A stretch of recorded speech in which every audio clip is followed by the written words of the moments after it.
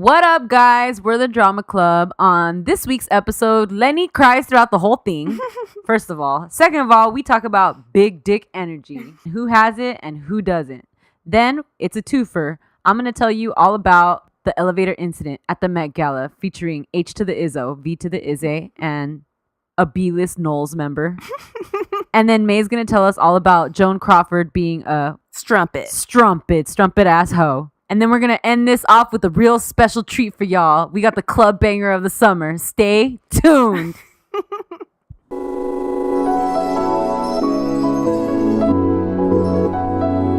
What up, fam? It's good,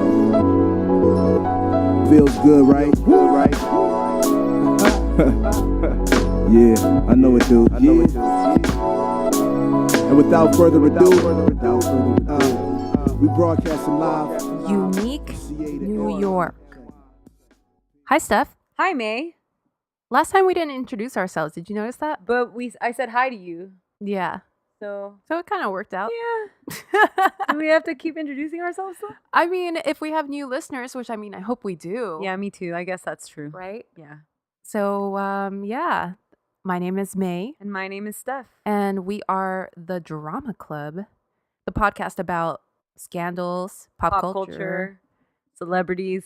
I just saw this thing on BuzzFeed. This girl had an article and it was like about Pete Davidson and Ariana Grande, who we talked about briefly last time. Mm-hmm. And she said, like, I'm loving every minute of this. I can't wait to see them break up or something like that. Whoa. Yeah, like I can't wait to see it blow up in flames or something like that. Yeah. Because have you seen how they're being on social media? How they're being? No. Oh, they're fucking ridiculous. Yeah? They're so into each other, like, it's kind of gross. I did see that picture of them going around where she's licking a lollipop. Oh, yeah, that's the suggestively. one that's, like, going around everywhere, huh? Yeah.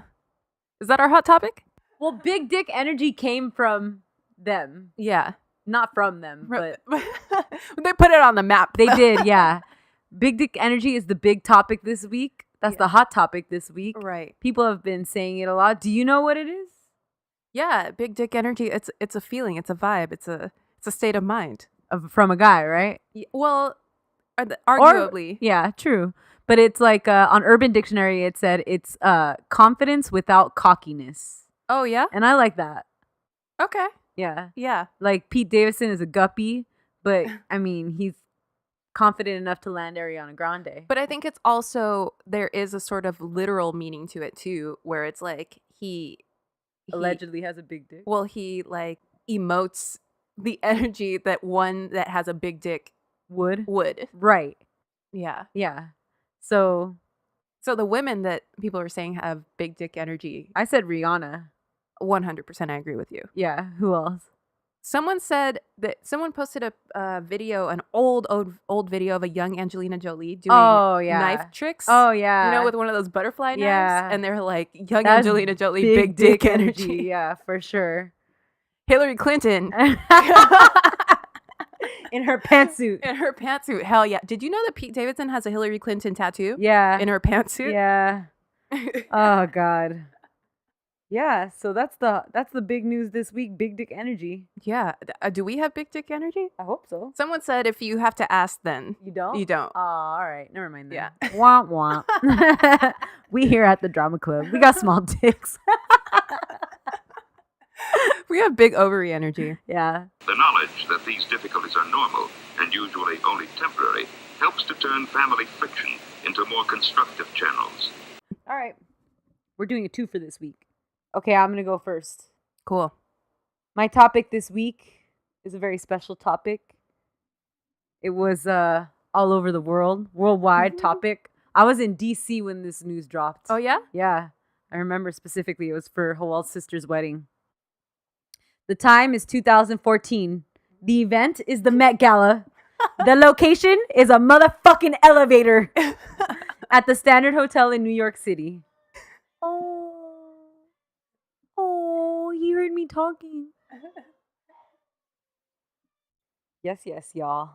Let's talk about the 2014 elevator brawl between H to the Izzo, V to the Izzy, and his sister-in-law, Solange Knowles. Yes. You know, I thought you were going to say it was a special topic because it was a request from me. Oh, it was also special for that reason, May. That's true.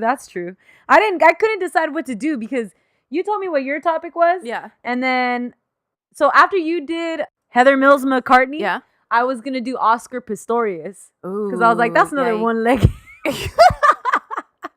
Oh, he got 0 legs, What? though. Oh, yeah, true, though. Well, and then I was like thinking, I really liked the double dick episode where we did, where they kind of corresponded. Yeah. So when you said what you were going to do, I was like, fuck, I can't do Oscar Pistorius. Okay. And I couldn't decide what to do. Anyways, May suggested this one to me and I figured I'd do it. Okay. Some content. This might be the only one I've ever done where I didn't use a Wikipedia article. I used article in LA Times, an article in W Magazine, Vanity Fair, TMZ, 2 People Magazine articles, and fucking In Touch Magazine, unfortunately. The elevator ride heard around the world. Yeah, this shit has been in everything. Okay, so like I said, this all went down inside an elevator at the Standard Hotel in 2014, which was the location of a Met Gala after party. The surveillance footage, which was originally obtained and released by TMZ, shout out Harvey Levin, he used to be a professor at my law school, shows Beyonce. He's problematic, though. He's hella problematic. No. Shows Beyonce entering an elevator, then immediately followed by her sister Solange, Jay-Z behind her, and a bodyguard behind him. Okay. As soon as Solange enters, you can tell she's unhappy. It's her body language, because we don't have audio for any of this. She quickly turns around and you see the back of her head and she's directly in front of Jay. And Jay is clearly saying some words back at her, aggressive-looking words. Aggressive-ass words. Aggressive-ass words. Okay. And then in a matter of seconds, Solange starts flailing her arms at him and hitting him. And at first she's just like pushing him away, but then it turns quickly into her hitting him. Yeah. And then Jay starts to protect himself and deflect her arms from him and push her away. And then the bodyguard steps in and pulls Solange away from Jay-Z to the other side of the elevator. And then she starts full on. Like, that's when you see her, like, kick her feet all crazy at him. Do we know whose bodyguard this was? No. Okay. But I mean, I'm assuming it's theirs. Like, Jay and Bae? Rather than, like, the hotels. I was wondering whether it's Jay, Bae's, or Solange's. Oh, okay. I don't know. Solange don't got no bodyguard. She ain't got a bodyguard. So meanwhile, Beyonce's standing behind Jay-Z this whole time. And you can see Jay-Z and Solange, again, clearly yelling things back and forth to each other. At this time, the bodyguard still has Solange on the other side of the elevator. And Beyonce finally moves just a tiny bit in between them. And the whole time, you can see Beyonce's lips and they're not moving. And she just has her arms crossed in front of her. And she's not saying anything. Which I kind of have thoughts on. Okay. You have thoughts on it. I mean, I have thoughts on it too, because it's a tough situation to be in. That's your sister and that's your husband. Right. I mean, you're very non-confrontational, so I'd like to know what you would have done. I most likely wouldn't be standing by doing nothing. I think I would just get in the middle because what, are they going to hit me? No, is my sister going to hit me? Exactly. Is my husband going to hit me? Exactly. So that's my thing. That's what I was telling Hawal, like, if I were to see like my brother and Hawal fighting, I would definitely step in. And I mean, I'm the type of person that says shit. So I would be telling them both something. And my whole thing is like, especially in Latin American culture, in our families, if you fight with your brother or your sister, like me, if I fought with my brother, he has to fucking forgive me. We're going to be fine.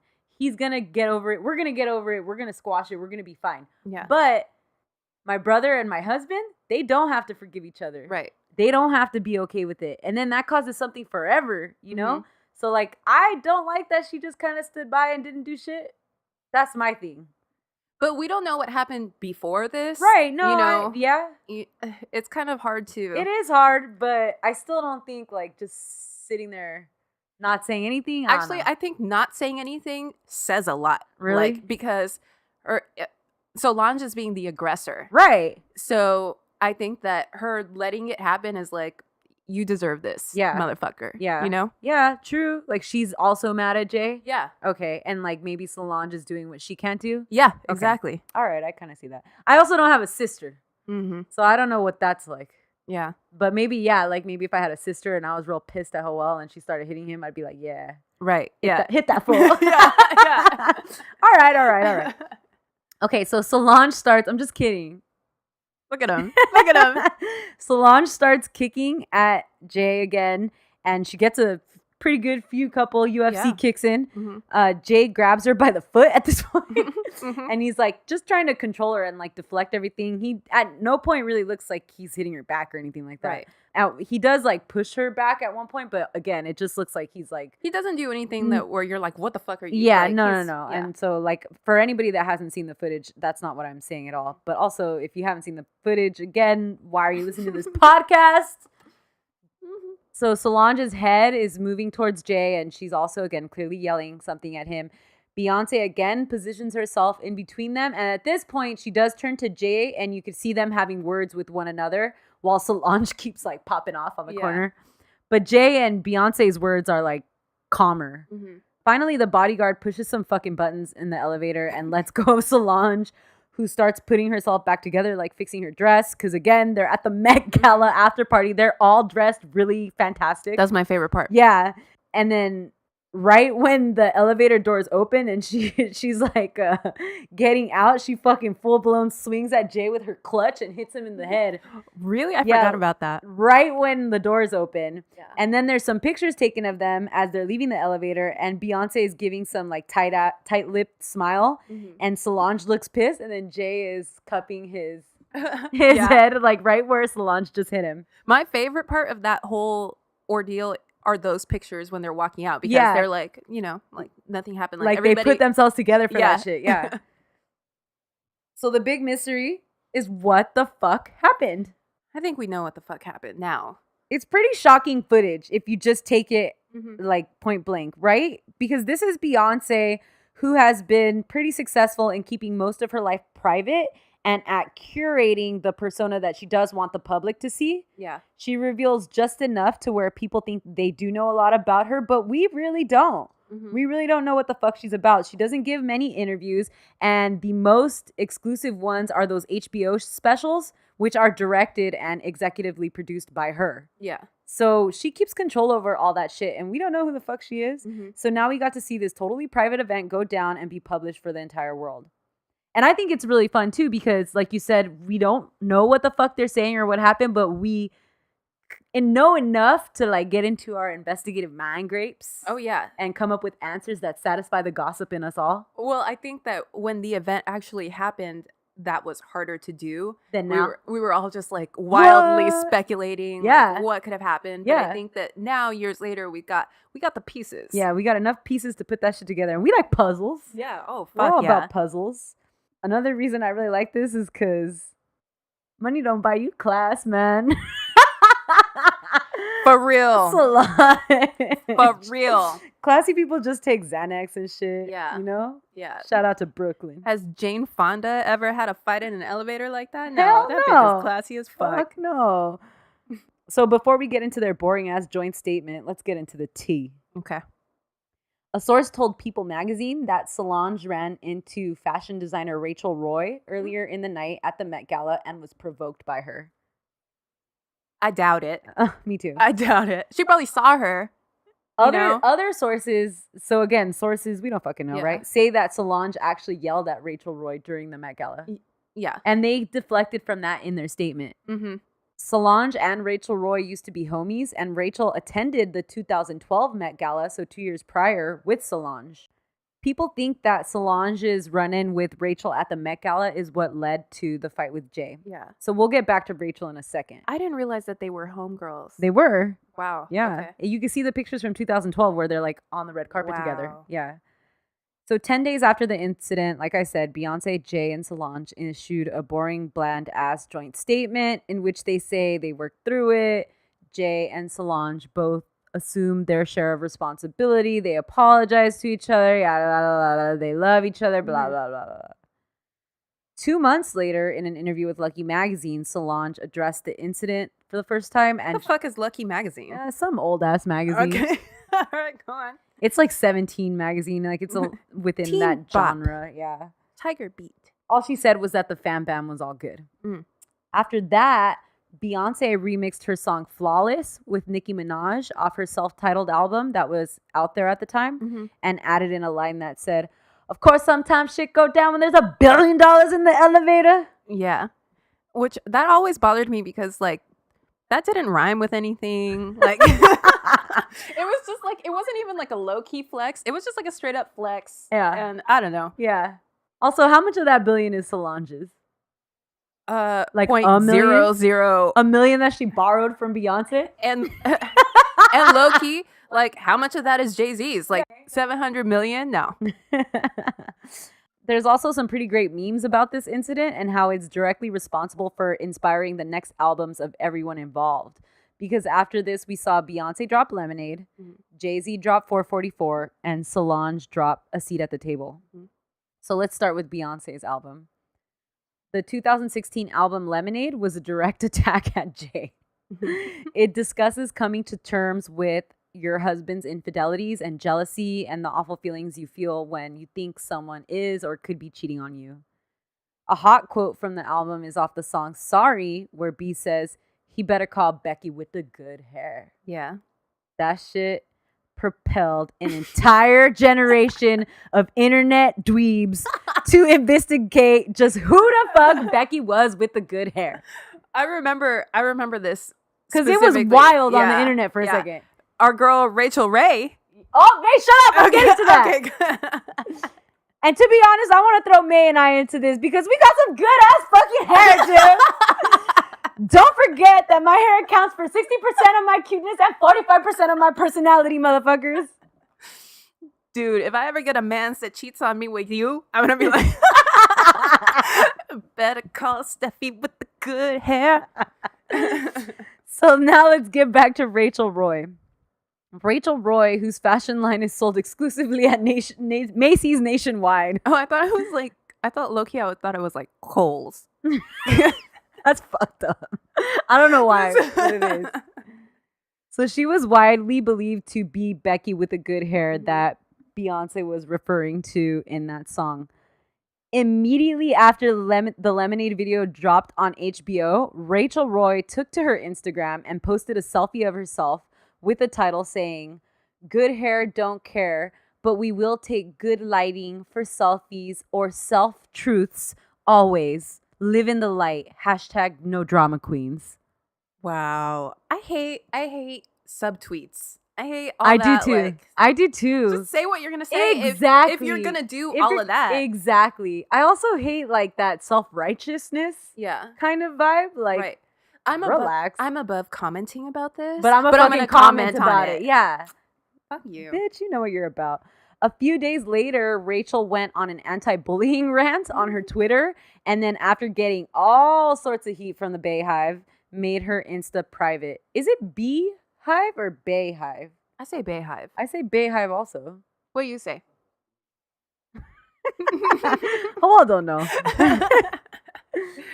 This is when everybody started commenting emojis of bees on Rachel's shit to show support for Beyonce and snakes to show that they believed Rachel was a snake. Okay. Also, I have a question for Rachel Roy. All right. Like, you know, you're a high class bitch. Like, you out there, you doing your shit. Really, do you have sex with Jay-Z? Like, for why? For what? Get you a little boy toy.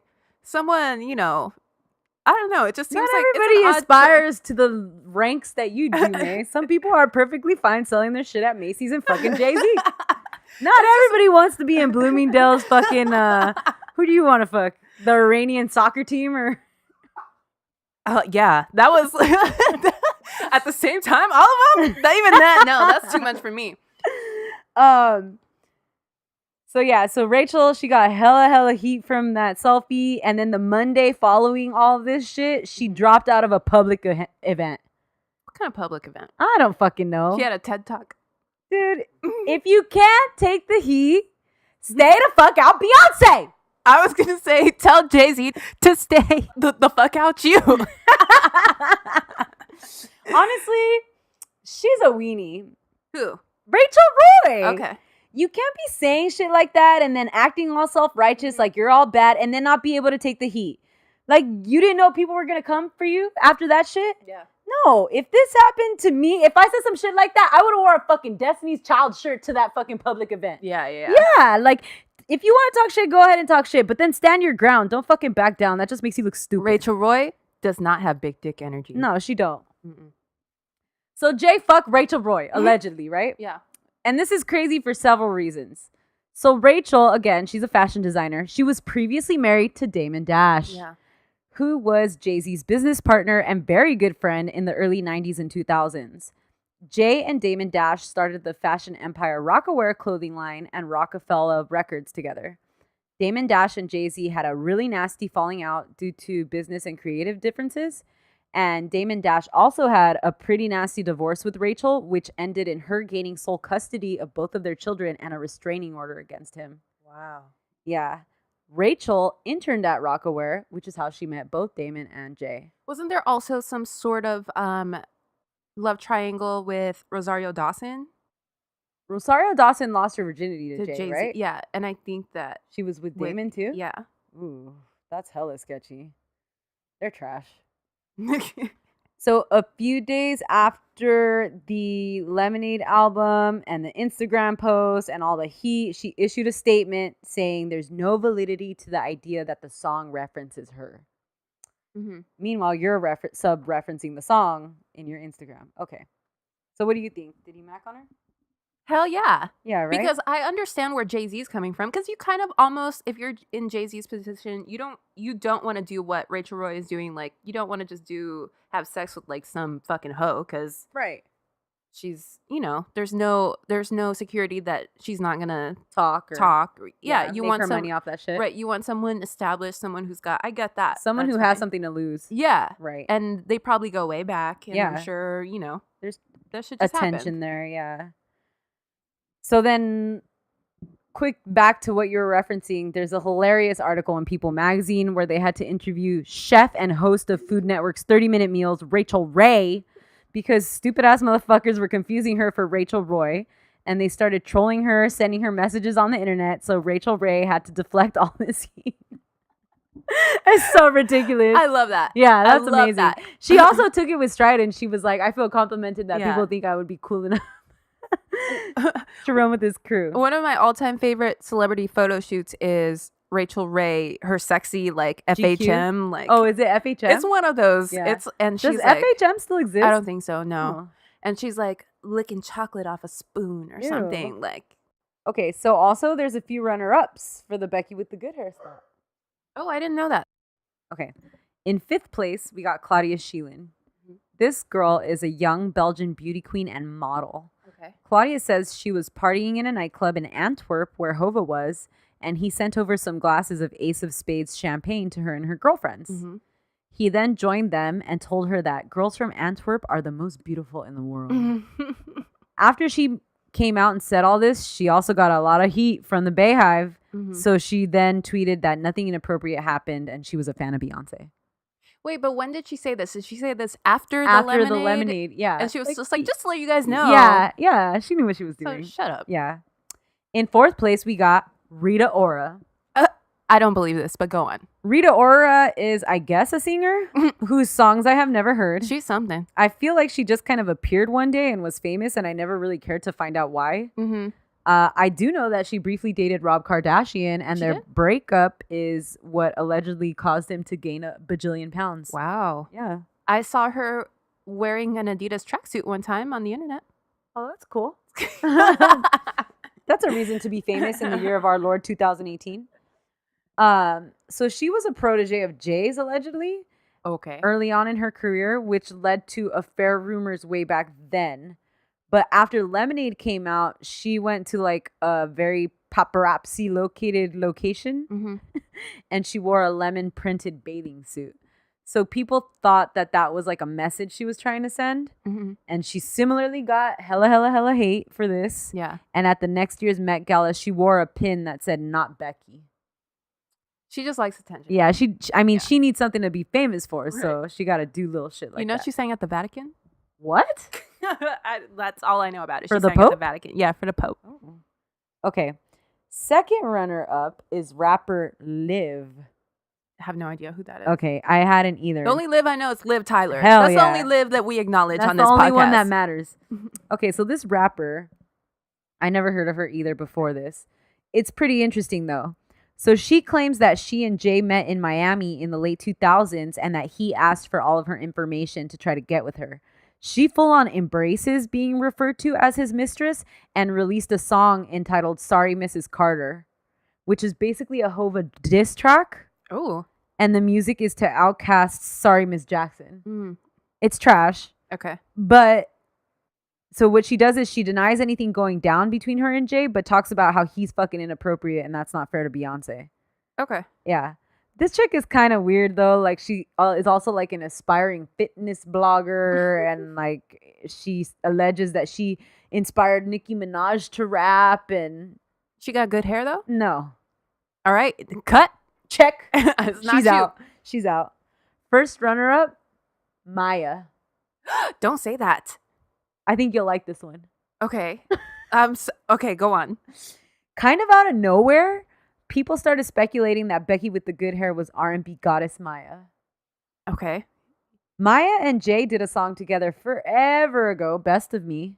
Oh yeah, okay. And after that song dropped, rumors circled around that they were together. But this was pre-Bay and Jay. Yeah. So after Lemonade dropped, rumors kind of resurfaced and the Bayhive came for Maya. Maya directly responded to the rumors on her Instagram after a fan commented, "Heard you and Jay had an 11-year affair," on one of her pictures. No. She responded saying, "Never did, never was, never will. Illegitimate, thirsty sources with no facts, and that's the media for you, especially today. Fake news. I play second to no one, pay my own bills, have my own label, my own management company, rely on God only, and respect myself and marriage too much for that nonsense." Yes, queen. I believe her 100%. Me too. And Maya don't gotta be fucking around with Jay-Z. She don't want to fuck with Jay. Okay, and last but certainly not least is Rachel Rihanna. Ray. Oh, yeah. Yeah. So rumors have circled around that Jay and Rihanna have hooked up since he helped her with the Good Girl Gone Bad album and laid down a verse in the hit track Umbrella. Beyonce has never cozied up to Rihanna, which I think is kind of odd because she tends to collaborate with a lot of up-and-coming artists and R&B and hip-hop and that sort of genre. Then, back in 2006, after Good Girl Gone Bad, Beyonce dropped Ring the Alarm, which was highly speculated to be about Rihanna. I really like that video. Ring the Alarm? Yeah. Yeah, it's pretty great. So, obviously, the Bayhive is going to link Riri again to the girl in the track with all the good hair. Because she does have good hair. Remember 2006 Rihanna when she cut her hair short? Yeah. Yeah, I don't know. But I mean, she doesn't have bad hair, but that's not one of the things that comes to mind. Like if I was looking for a way to low key refer to her, I wouldn't be like Becky with the I'd be like Rihanna with the big dick energy. Yeah.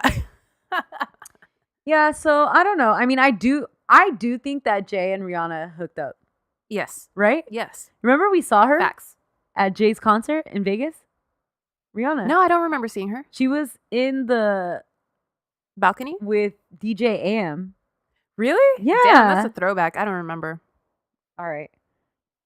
Yeah, so that's basically all the other girls that were rumored to have been the Becky with the good hair that led to the elevator incident. Jay's next album, 444, directly discusses his infidelities, his mother coming to terms with her sexual orientation, being a black man in America, and the elevator incident. He has publicly addressed this most recently while on David Letterman's Netflix show, saying that he grew up with a broken family and no father figure, and he didn't feel like he had the right tools required for a successful marriage, but ultimately, with the help of therapy and his supportive wife, he was able to get through it. Okay. Or she was able to get through it, past it. So it's confirmed, and we all know Hova cheated on Queen Bee. He's admitted to it. I do think it's pretty crazy if he did cheat with Rachel, because not only is he cheating with his beautiful, successful wife, but he's sleeping with his ex-best friend / partner's ex-wife, which is extra messed up. That was probably part of it. What? Like, it was also a fuck you to Dame Dash. That's why, and that's crazy what you said about Rosario Dawson. Yeah. Because if they're like, maybe that's why shit didn't work out between them business-wise. Because they got all muddled in their personal lives. Oh, yeah. I think so, too. Ugh. So Solange's album, A Seat at the Table, is the one that's most likely not about any of this. I've never heard it. I've heard Cranes in the Sky, and I hate that song. It's good. fans seem to really reject that interpretation of the album, that it's mostly about Black womanhood, and they don't even think that it subliminally talks about the incident directly. So that's all we know for sure, and all we've got from the internet's investigative journalism. 3 years later, Beyonce and Jay-Z took some pictures together in an elevator for his birthday, being cheeky about the whole things. So Bonnie and Clyde forever. And on their current tour, aren't they like, isn't part of the set an elevator? No, is it really? Yeah, it Oh, that's funny. Yeah. Okay. I mean, I hope they worked out their... Whatever that was. Yeah. Yeah, me too. People go through shit. Yeah, I get for it. sure. It's just not everyone has to do it in public like that. Yeah, it's super embarrassing, I think, for Beyonce more than anything, because she's the one that like really tries to not have that kind of an image. I think for Jay, it's like... I think it was embarrassing for him too, though, because then everybody started saying like, "What the fuck are you doing, man?" You know, and like he's not Because a you have spring chick anymore. Beyonce. Yeah, like what the hell are you doing? What kind of trash Yeah. male shit is that? And then Lemonade came out, and like it Yeah. was so good, and Yeah. like, you know, it was embarrassing for everybody. It's embarrassing for Solange to actually maybe not, because She was defending her sister. Yeah. Yeah. Maybe just kind of wild. Yeah. Wild ass Solange. Throw some champagne on him. That what is that one called? The spades? Ace of spades. Yeah.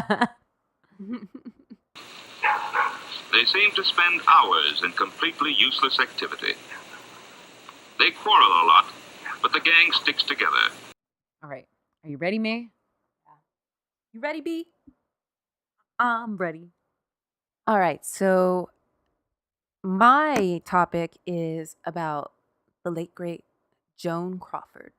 Which was requested by... Yeah, this is a request from one of our listeners, Alexis, who hit us up on Twitter, Cool. which was perfect because I'd been kind of gathering my thoughts on Joan for a while now and trying to decide an angle for her story. Yes. I got a lot of this information from my favorite podcast, You Must Remember This, written and hosted by the incredible Karina Longworth. She had a 6-hour series on Joan Holy shit. that I first heard about a year and a half ago. You Must Remember This is a great podcast, but I feel like it's almost like taking a college class on a subject. Yeah. Like she goes super in depth, and I'd say that it does require a little bit of background knowledge on like film history and old Hollywood. I feel like 30 minutes into a 6-hour podcast, I'd be like, fuck this. Well, it was like 6 weeks, you know, or whatever. Okay. So if anyone listens to it after this and hates it, don't say I didn't warn you. And you know what I was thinking? You Must Remember This is totally a college class, and our podcast is like, we're like your homegirl that took the class. Oh, and it's just like reciting it to you? Yeah. Over cocktails? I was going like- to say I'm passing you the blunt. Yeah. Oh, okay. Yeah. And like it's half real facts, half Right. like extra shit she added in. Yeah, exactly. Yeah. So I think this was timely. Perfect. Anyway, surprisingly, I didn't rewatch Mommy Dearest for this because I practically know it by heart. No reason to. Yeah. And I do want to give a quick shout out to the series Feud, Betty and Joan, which I watched last year and loved. Susan Sarandon's problematic ass, I think, killed it as Betty Davis, and Jessica Lange was amazing and really made me sympathize with Joan in a way I thought I never would. Because Betty Davis and Meryl Streep are my two favorite actresses, and Betty had this famous lifelong feud with Joan, and so I was always Team Betty. Also, I was obsessed with Mommy Dearest as a kid, and Faye Dunaway plays her like a fucking cartoon villain. So, you know, I feel like the bulk of my exposure to Joan Crawford was that. Okay, so let's get to it. Joan Crawford was born Lucille Lesor on May 23rd, more or less in 1904, nobody knows for sure, in San Antonio, Texas. I feel like Lucille Lesor is a cooler name than Joan Crawford. It is. I'll tell you why she has to change it. Okay. Lucille's dad split before Lucille was born, so her mom, Annabelle, married this dude named Henry Kaysen, and the whole family moved to Oklahoma. Ooh. Lucille had no idea that Henry wasn't her real dad, Aww. and she called him Daddy. Aww. Daddy. Until one day when man. Don't do that. until one day when her older brother Hal told her the truth. Oh, what a dick. He's a fucking dick. Yeah. He's the worst. Okay. Henry ran an opera house, so Lucille... Actually, he's not the worst. You're going to find out who is the worst. Henry ran an opera house, so Lucille grew up backstage and decided early on that she wanted to be an entertainer, and so she set her sights on dancing. When Lucille was 11, Henry began sexually abusing her. Fuck that fool. The abuse continued for several years, and Annabelle resented Lucille for what she considered was breaking up her marriage to Henry. Dude, I feel like it's not fair. Like, all these old Hollywood actresses have fucking crazy lives. Yeah. Like, multiple crazy shit. Judy Garland burned down her husband's house like 10 times. Yeah. What the fuck? I mean, I'm sure that maybe it happens now, and the stories haven't come out yet. Because they're not dead yet? Yeah. Yeah. Okay. In one biography, where the writers had access to Joan in her later years when she was loose-lipped from being an alcoholic, the writers the writers claimed that Joan said it wasn't abuse and that she was responsible, saying he was gentle and kind and I led him into it. Oh, no. That's so sad. It's really sad. Anyway, so Annabelle eventually broke up with Henry around the time he went on trial for embezzlement. Broke up with him? Yeah. Annabelle. Oh, okay. Sorry. Yeah. I was like, You meant what? Joan? Yeah, I was like, what? Okay. And Annabelle started dating this dude named Harry Huff. But not long after that, Annabelle caught Harry fondling young Lucille. Jesus Christ. And Annabelle got super pissed at Lucille, so she sent her away to school. Well, fuck her mom, dude. Yeah, fuck her mom. She really knows how to pick men. First guy bounces before she's born. Right. Second guy, sexual abuser. Third guy, sexual abuser. Yeah. Fuck that bitch. You guys, okay, we're gonna post pictures of young Joan Crawford, but like she was fucking beautiful, like Yeah. some next level shit. Yeah. Not that excuses obviously any of this, but Yeah. like she had problems with men, and that was probably part of it. Yeah. So she sends Lucille away to school, but the family was poor, so Lucille could only attend on a kind of work-study program. But the nuns kind of took advantage of her and made her work like 99% of the time she was there. Wow. Like she hardly ever attended classes. Also, the other students thought she was trashy and treated her like shit, so she eventually dropped out and moved to Detroit to be a dancer. She starts dancing professionally after hearing of this club owner who was famous for hiring girls off his casting couch. So Lucille, as she later put it, jumped on his couch. It was around this time that she allegedly worked at a peep show. Ooh. That's Like the that's ones that fucking tight. like, yep, that's funny. Yeah. They should have some like that. I think that still exists. Oh, really? Yeah. For Hmm. sure in like Amsterdam. In Antwerp. Where Jay-Z is apparently picking up models. Anyway, so she was spotted by a Broadway producer. And next thing you know, it's 1924. Lucille's like 1920-ish. And she was dancing in the chorus line of a Broadway show. Wow. Started from the bottom. Now we're here. Okay. She allegedly married a saxophone player named James Walton around this time, but she must have gotten the marriage annulled or something because she never acknowledged it, and the couple only lived together for a few months anyway. So if this is true, Joan Crawford might be a member of the Married at 19 Club. Ooh. Also around this time, it seems like she appeared in at least one porno movie. Oh. So our girl Lucille Lesueur was a fucking porn star. Hell yeah. Look out, Stormy Daniels, because Lucille Lesueur has claimed the title of the porn star nearest and dearest to my heart. Damn.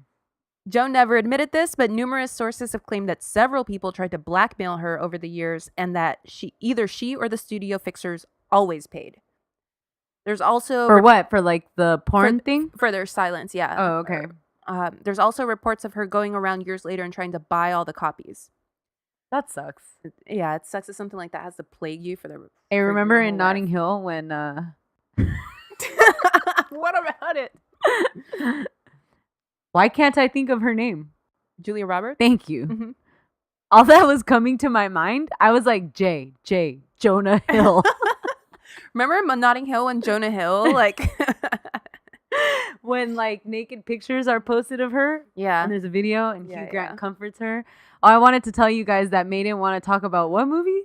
The Mountain Between Us. Oh yeah, May was asking me if I saw The Mountain Between Us, and I was like, no, it's on HBO though. I should watch it. And then she was like, I don't want to talk about that C-class level movie on the podcast. First of all, Like, I called it a B-. Whatever. movie. She doesn't want everybody to know that she watches regular movie. You only want to talk about like fucking fancy shit. I only want to talk Meanwhile, about I'm talking about Paranormal Activity, and I watched it with my mom. I'm here for y'all. I watch trash movies. I watch cool movies. Steph is photo people. I'm photo people. I'm too fancy for you bitches. Fuck you, May. No, you're not. Okay. So her first husband, or at least the first one that she publicly confirmed, Douglas Fairbanks Jr., said, quote, she was absolutely terrified that I would find out about a film she had made when she was in a financially desperate moment. When she told me about it, it was when we began to get very involved. And she said, I have to tell you in case it makes a difference. Aww. I tried to get as many details from her as possible, especially as to what she wore or didn't wear in the film, and especially what she did on film, but I only got tears. Aww, that's so sad. What the fuck did porn look like back then? Is it like bangs? Oh, Betty Page? No, because Betty Page is like 50s, 60s. And when is this? this? Is like 30s, 40s? 30s. Oh, No, this fuck. is 20s actually. This is 20s. They're in like full bodysuits, Yeah. like you know those like those ones that they sell for Halloween, like those stick mans, and it's like all over your head yeah, and shit. yeah. Like those green people or whatever. Yes. Yeah. You definitely had to play the porn on one of those old timey like reel to reel projectors. You gotta like do that and then wank it with your other hand. So you're like, This is totally the type of porn that Pee-wee collects. yeah. See, I don't see why she was tripping about it, because even if someone did have a copy of it, it wasn't like when a sex tape leaks now where everyone would have it in like 5 minutes, you know? Yeah. Back in the 1920s, didn't it take years and years to travel like the fucking Oregon Trail? Yeah, they need to send a pigeon to go get their porn and shit. You die of dysentery before Go, that shit got there. Mordecai! One dude would probably watch it in New York, try to send it to his homie in Chicago, who, by the way, would have to find a movie theater with a fucking projector to watch it. Yeah. And next thing you know, 10 years have gone by. It's World War I, and no one's gives a jacked fuck. off. Who the fuck is Lucille LaSalle? Archduke Franz Ferdinand was just assassinated, for Christ's sake. Who gives a fuck? Anyway, so Lucille was having the time of her life in New York. She was dancing on Broadway, and there's sugar daddies everywhere who Tight. love spending money on her. Tight. She eventually meets this Hollywood producer named Harry Raff, who, as was the norm back then, was in New York exchanging promises of stardom for sex. So she fucks this guy. Yeah. And- Fuck that guy. And he's like, ugh, let's do a screen test or whatever. But the thing is, the camera fucking loves her. So after looking at the screen test, he offered her $75 a week as a contract at MGM, and she arrived in Los Angeles on January 1st, 1925. Wow. She's doing big things. That's tight. So she did some body work for MGM's biggest female star at the time, Norma Shearer, and had a couple of bit parts. The MGM executives recognized that she had something special, though, but they felt like her name sounded fake as fuck. Lucille Lasaurus. Yeah. It sounded like, they would always say it sounded like one of the names that trashy people would make up to sound fancier. Yeah. Which was, I mean, like, Yeah. she was kind of... Anyway, Louis B. Mayer said that. He said it sounded like the sewer. La sewer. Yeah. Anyway, so there was a contest in a magazine where they'd give $1,000 to the person who came up with the best name for Lucille. And that's where they got the name Joan Crawford. Wow. $1,000 was a shit ton of money, dude. Fuck yeah. Joan was making $75 a week, and she had a good ass job. Yeah. I'll rename actors that I think have bad names for $1,000 right now. Jonah Hill. Joshua Charles. Fucking Baby Driver, Ansel Elgort. You're Philip Lamore now. Anderson Cooper. Everybody. That's a good name. No, I'm saying that's what I would rename rename everybody's everybody? name to. Fucking all the Chris's. Chris Pine, you're Carl Glass now. Yeah. Chris Hemsworth, Frederick Frost. Chris Evans, Wesley Rogers. Chris Pratt, you're probably a Trump voter, so who the fuck cares? Yeah. So the newly minted Joan Crawford was kind of salty that she wasn't really getting better roles and started realizing what her contract was really for. Lana Turner later referred to the women who signed these contracts as 6-month option girls because they were supposed to spend 6 months doing all these small background type roles and playing escorts to studio executives and their out-of-town guests. Ouch. Joan would later admit that she played that game for a little bit. There's this really famous rumor that Joan started the biggest crabs outbreak the West Coast has ever seen. Well, I'll be damned if I didn't leave a mark on that town. Anyway, so Joan started promoting herself by going to all the parties, like all of them. Hell yeah. She'd go to dance contests in the afternoon and evenings in hotels and other Hollywood hotspots like the Coconut Grove. She eventually won over 100 Charleston contests. I wonder if that's the type of dancing she did when she was stripping in the peep show. Yeah. I hope so. Joan's biggest rival, Betty Davis, once quipped that Joan only advanced her career by, quote, sleeping with every male star at MGM except Lassie. Well, you're fucking jealous, bitch. But I say, joke's on you, Betty, because I'm pretty sure Lassie was a girl. However, And they could fuck. They could have not. Well, I was gonna say not that there's anything wrong with that, but It's a dog. it's a dog. Never mind. Never mind. However, she made it happen for herself. Joan started getting better parts, and her popularity grew. She eventually started competing with Norma Shearer, who she used to double for, and who, like I mentioned earlier, was the most popular female star at MGM. And she was married to head of production Irving Thalberg. This frustrated Joan, who said, "How can I compete with Norma? She sleeps with the boss." Yeah. So here's how she competes. She sleeps with the boss. Close. Joan married into the most famous family in Hollywood. In 1929, she married Douglas Fairbanks Jr., the son and stepson of actors Douglas Fairbanks Sr. and Mary Pickford, who were the first Hollywood it couple. Doug Sr. and Mary were a total power couple, and their Beverly Hills estate, nicknamed Pickfair, became one of the most celebrated homes in the world. Life magazine called it a gathering place only slightly less important than the White House and much more fun. Man, shout out Life magazine. Yeah. Does it Yeah. still exist? I see it No. at the, like, they have like a monthly issue or like a 4 times yearly issue, like Oh, at the really? supermarket or whatever. That's They're cool. like nice, like super Yeah. nice. Anyone who was anyone partied at Pickfair. Charlie Chaplin, who was homies with Doug Sr. and Mary, even had a designated guest room used only by him so he could crash after parties. Damn, that's pretty tight. So Pickfair was fucking lit. Yeah. Anyway, Doug Sr. and Mary didn't approve of Junior marrying Joan because in their eyes she was low class and cheap. So they banned the couple from Pickfair. Oh. So that was a big fucking deal. 'Cause, like, Yeah. sucked for her. Okay. I can't remember who it was. I think it was a columnist who talked about when she first met Joan around this time, and she said, quote, "It was obvious to me that Joan was a strumpet." Ooh. I didn't know what the word strumpet meant, so I looked it up, and apparently it's old-timey shade for calling someone a hoe, and now it's my favorite word. Yeah, strumpet. My favorite thing about Joan's story is that she was a strumpet. Mhm. My least favorite thing is how everyone strumpet shamed her. Mm-hmm. All the men around her were doing the same and probably worse, and you never hear anyone calling fucking Charlie Chaplin a strumpet. He was a strumpet, though, I heard. Yeah, he was strumpet as fuck. Yeah, okay. 1 year later, Doug Sr. warmed up to Joan a little, and they started She fucked him? No, she didn't. For once. I'm just kidding. That's fucked up. So No strumpet shaming on this podcast. they started letting her come over, but Mary still hated her and would either straight up ignore Joan, like pretend she wasn't there, or would leave her alone and go to her quarters. That is like... That's a mother-in-law shade. Yeah, that is shady as fuck. Yeah. I love it though, because it's a power move. It's Yeah. a dick move. Mary Pickford had big dick energy. Yeah, she did. Fuck yeah. It didn't help that at one of the famous movie nights at Pickfair, Joan and Junior started hooking up on a chaise lounge in the screening room, thinking that no one could see them in the dark. Oh, shit. Doug Sr. was furious, and he pulled Junior aside later and told him that if anything like that ever happened again, that he and Joan would be banned again. Oh, shit. Damn, girl.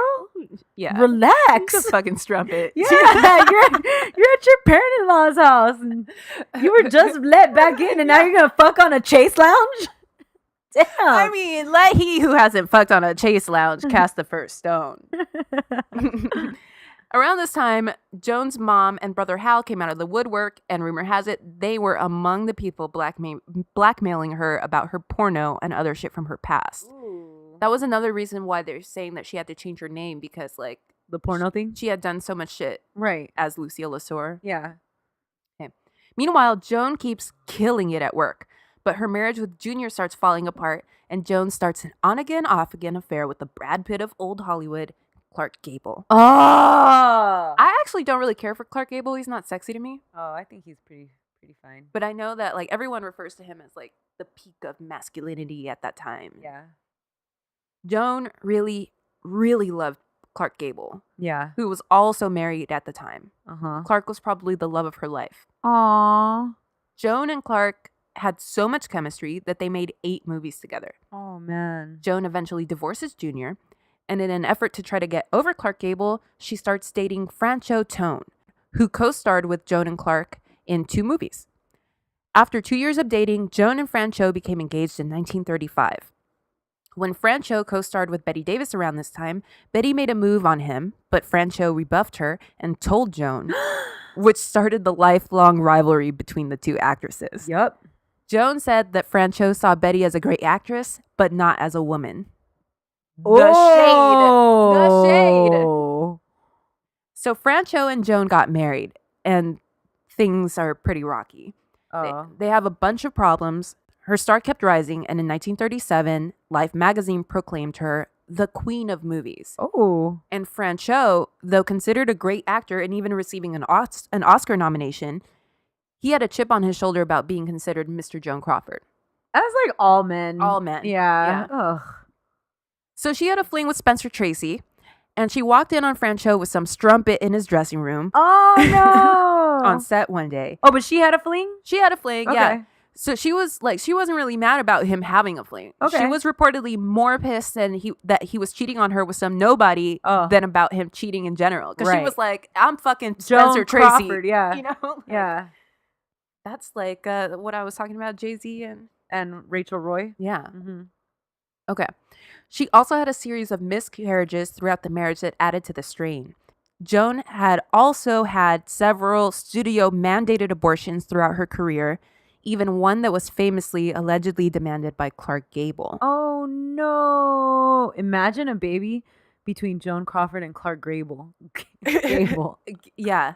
Wow. Damn. Imagine all the babies we lost to studio forced abortions. Yes, exactly. There's a whole generation of like movie star kids. Yeah. Yeah. So Joan, like a lot of women who got illegal abortions back then, had her fertility affected by them. Yeah. Shout out Roe v. Wade. Then Joan had a streak Yeah. of Shout that shit out because because we with in trouble. Kennedy gone. We in trouble. I baby. actually saw this thing that said that everybody, like women who have access to healthcare, should go get IUDs, IUDs and like, yeah. I'm not scared of getting knocked up, but if you're You're not scared of getting knocked up? You a grown up. no, I'm not. I'll be all right. You be all right? I won't. Well, if you're scared of getting knocked up or you don't want to get knocked up, go get that reproduction worked out. Go get your prophylactics. There you go. So then, Joan had a streak of bad luck towards the end of the 1930s and was labeled as box office poison, Oh, a title she'd be unable to really shake for the rest of her career. ouch. She and Francho divorced in 1939, but the two stayed friends for the rest of their lives. Oh, that's cool. Joan even took care of Francho in their final years when he was confined to a wheelchair. What do you think that it like? I see that happen a lot with like these older couples from Mhm. back in the day, where like they don't work out, but they stay friends. You know why? I think it's because like a lot of those couples, they didn't have this whole history. They weren't dating for 5 years before they got married. They just got or married whatever. quick. Yeah. Yeah, They were dating for like 2 months. They got engaged, and then like it didn't work out, and they're like, oh okay. but they still like Work each out, other, yeah. and yeah, all right. In 1940, Joan somehow adopted her first child, Ooh, a little girl she named Joan Crawford Jr. aw, I say somehow because it wasn't legal for a single woman to adopt a child at that time, at least in California. So she probably bought her on the black market. oh shit. Joan later changed the little girl's name to Christina. What? And she went on to host her own talk show on Univision. Christina. Joan married an actor named Philip Terry in 1942 after a 2-month courtship. And together they adopted a little boy they named Christopher. But there was some drama with Christopher's birth mother, and she demanded to have her child returned to her a few months later. Fuck. How traumatic. That must have been fucking horrible for everybody. For the baby, yeah, Right. for sure. So Joan literally bought a replacement little boy, the couple named Philip Terry Jr. After Joan divorced Philip in 1946, she changed the little boy's name to Christopher. I get it. You know what? That little reminder. Philip. During her marriage to Philip, Joan picked up from him what she'd later describe as her vodka habit, Ooh. a habit that would become a bigger and bigger problem throughout the rest of her life. Joan's career was basically in the toilet at this point, so she demanded that Louis B. Mayer either start getting her good parts or let her out of her contract, thinking that Mayer would beg her to stay. But he didn't, and her ego took a big hit. Also, Mayer made Joan pay a $50,000 fee to get out of her contract early. Ouch. Some say this was to buy the studio silence about the things the studio fixers had done for her, including burying her porno and the numerous abortions. Joan took a huge pay cut to sign with Warner Brothers, but her contract at least afforded her more creative control over the projects she chose to appear in. That's cool. The queen of the Warner Brothers lot at that time was Joan's rival, Bette Davis. So a lot of the roles they offered Joan were things that Bette had already rejected. This included what turned out to be arguably Joan's defining role in my favorite Joan Crawford movie, 1945's Mildred Pierce.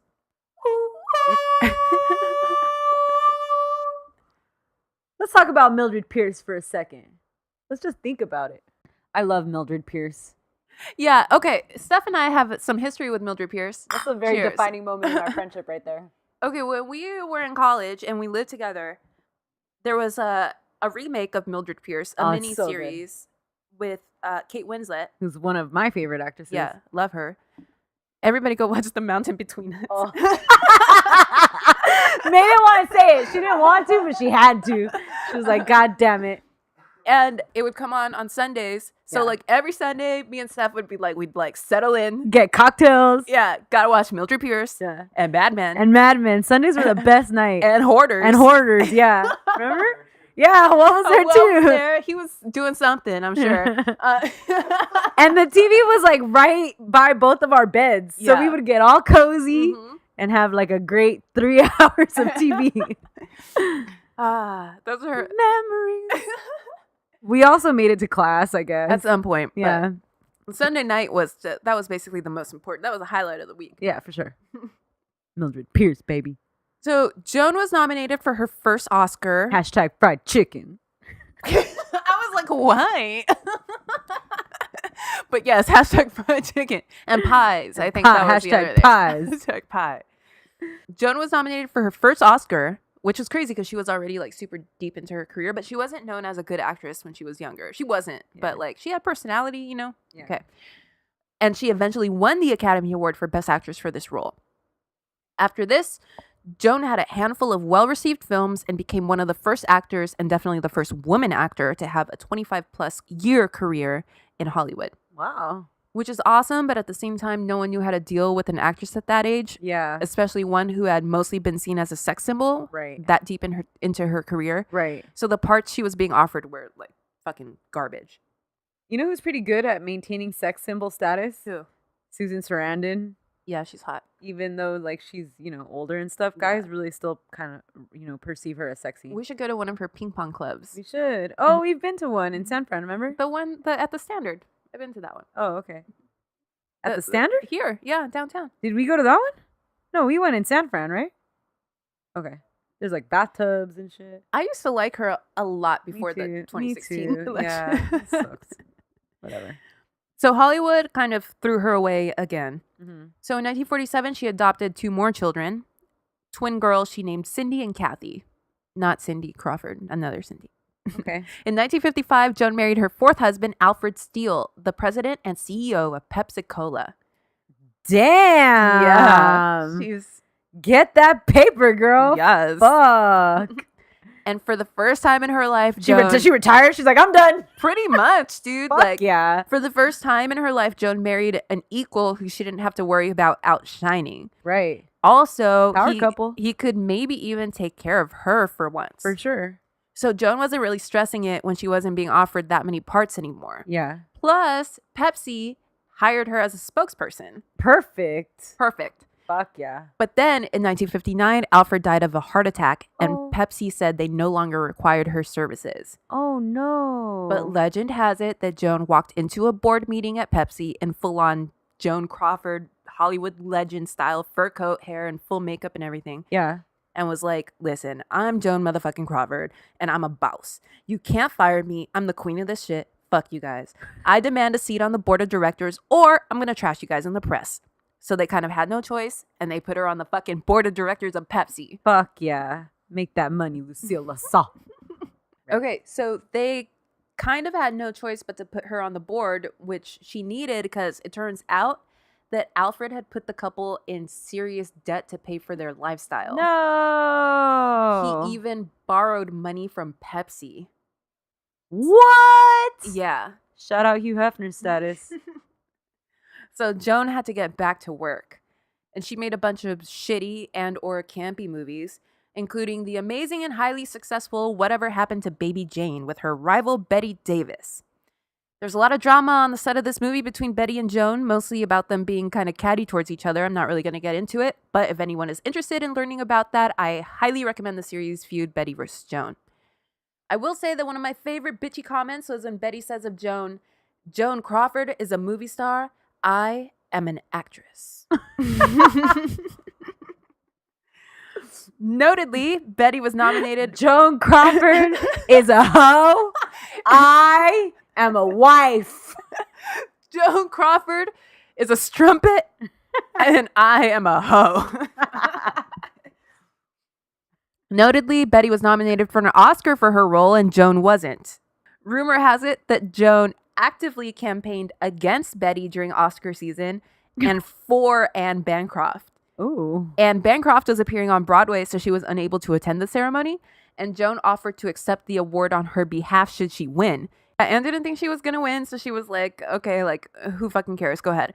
But it turns out that Anne actually won. Damn. So Joan was on stage at the Oscars accepting the award that Betty thought she was going to win. Damn. That is some diabolical ass shade right there. Fuck yeah. Shady I'm as not a fuck. nominee. I'm a winner, bitch. Yup. So Joan worked for several years after this, basically taking whatever just to pay the bills. In the last years of her life, she was plagued with health problems and became a recluse after seeing some particularly unflattering pictures of herself in the newspaper. Aw. She infamously said, "Well, if this is the way that I look, they'll never see me again." Aww. On May 8th, 1977, Joan gave away her beloved dog, and 2 days later, she died of a heart attack. Aww. She was 73-ish. Aww. Joan left behind an estate of around $2 million, with the twins Kathy and Cindy each getting about $78,000 and the rest going to various charities. In her will, Joan said, "It is my intention to make no provision herein for my son Christopher or my daughter Christina for reasons which are well known to them." Oh, shit. Christina is like, she wanted to have the last word, you know? Damn. The next year, her daughter Christina published what many people have called the most famous tell-all of all time, Mommy Dearest. So let's get into it real quick. Christina claims that her mother would either completely neglect or totally abuse her and her brother Christopher. Christopher backs up 100% of Christina's claims. The twins claim that they were never abused and never witnessed any abuse. But Christina says that the twins were adopted at a more stable time in Joan's life, like right before she married Alfred Steele. Right. And although she and Christopher don't really know the twins that well, because they came along when Christina and Christopher had been shipped off to boarding school, she's not entirely surprised that they would feel that way. Among other things, Joan allegedly tied Christopher to his bed every night because he was a sleepwalker. She starved Christina over the course of several days because Christina had refused to eat a steak that Christina had deemed too rare, so Joan refused to let her eat anything until she ate the steak. Oh, shit. She allegedly choked Christina out one time to the point where Christina thought she was going to die. And perhaps most famously, would wake Christopher and Christina up in the middle of the night and force them to clean the house or beat Christina with wire hangers because Joan had found wire hangers in Christina's closet and they were forbidden in the house. What the fuck? Many people, including several of Joan's famous Hollywood friends, her first husband, Doug Jr., and her lifelong assistant, say that there's absolutely no truth to any of Christina's claims. But a handful of other famous friends of Joan's say they witness and or believe Christina because in hindsight, they'd seen evidence of the abuse. Wow. I think it's the unofficial policy of the Drama Club to believe victims of abuse. Right. However, Christina's been making money off this story for like 40 years, which obviously is in her right. She's currently even trying to put on a drag and musical version. Oh. Mm-hmm. Oh. Christina has also said some crazy shit over the years, like that Joan killed her fourth and final husband, Alfred Steele. Oh, shit. Come on, girl. You lost me there. So honestly, I don't know. I think it's likely that a lot of Christina's story is embellished, but that it's mostly rooted in truth. Right. Joan was definitely an alcoholic. She herself had been abused as a child. Right. People speculate that she did have some sort of undiagnosed mental health issues, including having bipolar disorder and obsessive compulsive disorder. Right. That's why she was obsessed with cleaning and would wake the kids up in the middle of the night to clean shit that was already clean. Anyway, so the stage is set for being an environment for abuse. Everyone says that she was a ridiculously strict disciplinarian. No one disagrees with that. So yeah, I bet a lot of the stuff did happen to those kids. And Joan was always super concerned with her image, so I wouldn't be surprised if she did everything in her power to hide it from the outside world, which would explain why a lot of her friends find it hard to believe. Christina suggests that Joan only adopted them for the publicity. Or maybe that she wanted babies, but when they became people with their own thoughts and personalities, that she stopped giving a shit about them. Right. So maybe, I mean, I guess, we'll never know. I don't know. I feel like a lot of moms back then, like, they just had Yep. kids because it was like, you have had to have to. kids. Yeah. Like, everybody has kids, If you weren't a mother, then there was something missing wrong with or you. like you weren't complete. Yeah. It is kind of sad that I think that most people now only remember this icon as the cartoon version of her from Mommy Dearest or Whatever Happened to Baby Jane. She was a super complicated woman who was much more than that, but, here we are. Yeah. And that's the story of strumpet-ass Joan Crawford. Joan Crawford. Damn. What a tale. Mother may have other opinions of what looks best, but of course, Mother has old-fashioned ideas. Kay's mother is always a little overwhelmed by the extremes to which her suddenly grown-up daughter carries her ideas of style. If it's the style to be careless and informal, her sloppiness is so deliberate as to be offensive. Well, guys, we're the Drama Club. Yeah, hit us up on our social media. At Drama Club Pod on Twitter and Instagram. dramaclubpod@gmail.com. And our phone number is 505-555. No. I have a jingle for it, actually. Let me warn you that this is a bop. Oh, I think okay. it's going to be this a low-key, like, song in the summer. Oh, damn. Damn, Calvin Harris. All right, we ready. Let me get my Red Bull and vodka.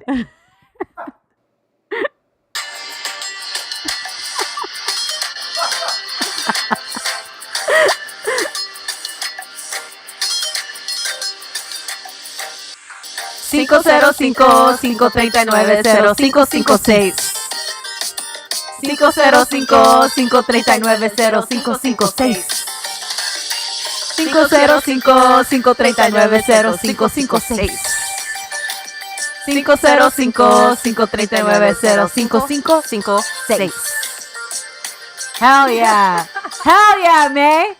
That shit was a banger. Song of the summer, baby. That is a song of summer. Drama Come at us, Calvin Harris. Drama Club What you got? Hotline. All right, guys.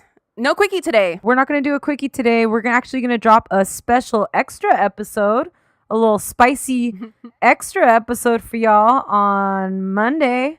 It's going to be our afternoon delight. Check that out. Yeah, check it out. We're going to try something new. Let us know what you think about it. If you hate it, guess what? We're doing it anyway.